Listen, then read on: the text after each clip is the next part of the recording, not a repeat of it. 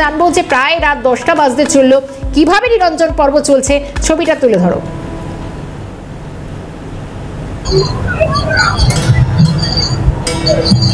সর্বিষ্ঠা দেখো, বিজয়ের শুভেচ্ছা তোমাকেও এবং আমাদের যে দর্শক যারা নজর রেখেছে সিএনএ তাদেরকেও আমার পক্ষ থেকে শুভেচ্ছা জানাবো। এখন দেখো দশমীর প্রায় রাত্রি 9:30টার ওপরে 10টা ছুঁচি। আমি একটু ক্যামেরা পাশে দেখাতে বলবো।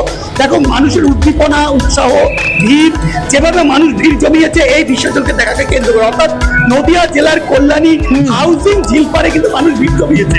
এই ঝিলে কিন্তু বিসর্জন চলছে। আমি দেখাতে বলবো ক্যামেরা পাশে দেখো, একে একে ছোট বড় সব রকম একের পর এক প্রতিমা আসছে এবং কিন্তু বিসর্জন চলছে।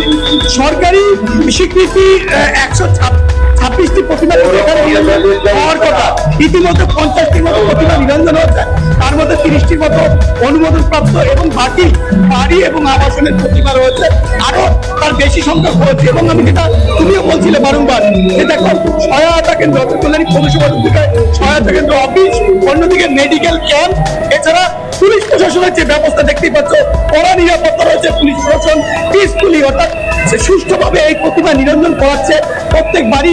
অর্থাৎ গত 3 বছর যাবৎ এখানে নিরঞ্জন হচ্ছে বা বিসর্জন হচ্ছে। এর আগে কল্যাণী পৌরসভার ঠিক পাশে পুকুরে হতো। এভাবেই কল্যাণীতে কিন্তু এই নিরঞ্জনকে কেন্দ্র করে মানুষের মধ্যে একটা উৎসাহ, উদ্দীপনা এবং বিসর্জন যারা দিতে আছে উদ্যোক্তা তাদের মধ্যে উৎসাহ থাকে। আমি একটু কথা বলে নেওয়ার চেষ্টা করবো। এখানে রয়েছেন কল্যাণী পৌরসভার উপপৌরপ্রধান বলরাম মাঝি, ওনার সঙ্গে একটু কথা বলে নেওয়ার চেষ্টা করবো।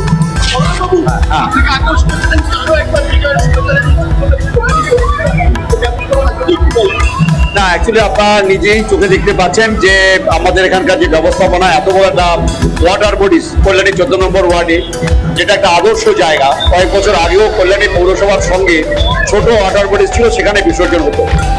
এখানে এত বড় পার্ক রয়েছে, এত বড় স্পেস রয়েছে, প্রচুর মেলার মতন একটা ভিলেজ ফেয়ার যেমন হয় সেরকম একটা মানে মেলার মতন একটা ব্যাপার। কয়েক হাজার মানুষ এখানে দাঁড়িয়ে থেকে নিরঞ্জন তারা প্রদক্ষিণ করছেন, তারা দর্শন করছেন, মায়ের কাছে প্রণাম করছেন। তা খুব স্বাভাবিক বুঝতে পারছেন যে পুলিশ প্রশাসন থেকে আরম্ভ করে, পৌর প্রশাসন থেকে আরম্ভ করে জেনারেল প্রশাসন, সবাই মিলিত উদ্যোগে এত সুন্দরভাবে একটি বিসর্জন হয়, সেটা আমি জানি না অন্য কোথাও হয় কিনা। তবে কল্যাণীতে একটা এটা আমাদের 3 দিন চলবে, আজকে দশমী, একাদশী, দ্বাদশী পর্যন্ত। দশমী, একাদশী, দ্বাদশী পর্যন্ত বিসর্জন চলবে। আমরা একটু সাধারণ মানুষের সঙ্গে কথা বলার চেষ্টা করবো। দেখো পুলিশ প্রশাসনের উৎসাহ উদ্দীপনার মধ্যে দিয়ে যারা বিসর্জন দেখছেন তাদের সঙ্গে একটু কথা বলবো। এক দাদাভাই বাচ্চা কোলে নিয়ে দাঁড়িয়ে কথা বলবো।